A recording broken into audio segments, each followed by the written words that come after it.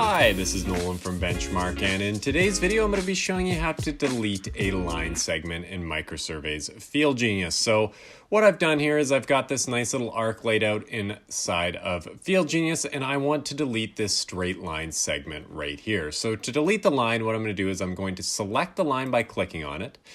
And then in the bottom here, I have a couple options. I can delete the whole line or I can delete a segment. So if I select this one, it's going to delete the segment between points 1 and 2, as you can see here.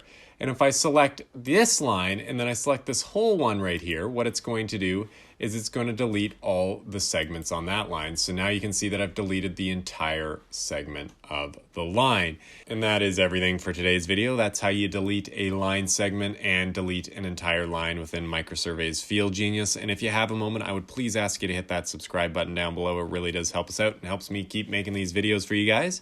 And if you have any questions about anything you've seen in today's video, please give us a call at 1-888-286-3204 or visit us on the web at bench-mark.ca.